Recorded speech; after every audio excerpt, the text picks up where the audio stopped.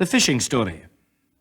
Now I'll tell you all a story, if you're all inclined to hear, of a fishing competition that took place this time last year.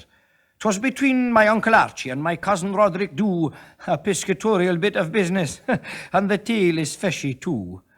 Well, they're both of them great anglers, or at least that's what they say. Ach, they leave envying boasting of the one that got away, with their voices raised in anger as they disputate some doubt, and their glasses raised in measure to the volume of their shout. By the time they're finished shouting, they're quite friendly then, because they've forgotten with the drinking what the point in question was. Well, one evening in our local, man, the two of them got going, just to prove the other knew more than his relative was knowing. And my father, who's a man you'll find that's usually quiet, shouted, "Here, you two, let's settle this before you start a riot. We'll have a competition just to see who is the best, and we'll lay the rules down here and now of what shall be the test." With no more ado than one more dram, it was agreed upon that they should both fish a stream that neither had a knowledge on. So we picked a spot that's far away that neither knew at all, and the catch made there would be the proof by which they'd stand or fall. They would start at midnight on the hour and fish till it was dawn, with whoever's catch was biggest, undisputed champion. Oh, now, the preparations that were made, the great excitement filled the air, would take a novel to relate, so we'll leave that and find them there.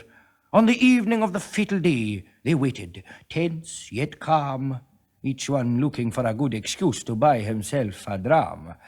So Archie bought a wee sensation just to give them appetite. Roddy then returned the favour, to do less would not be right.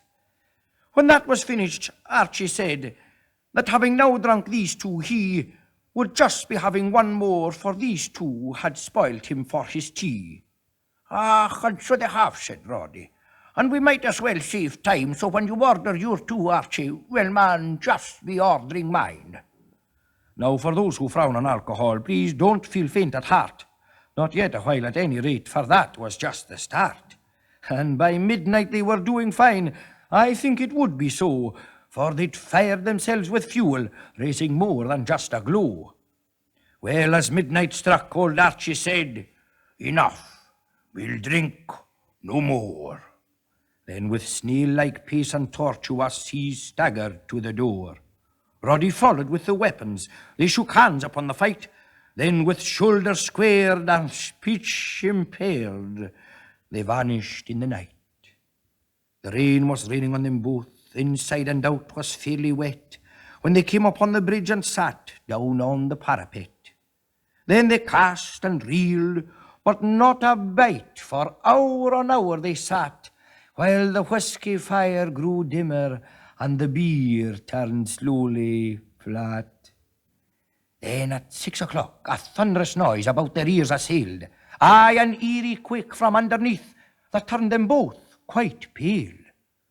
Oh, the shamefaced blush that spread their faces, they'll remember till they die, as below the bridge with whistle shrill the London train went roaring by.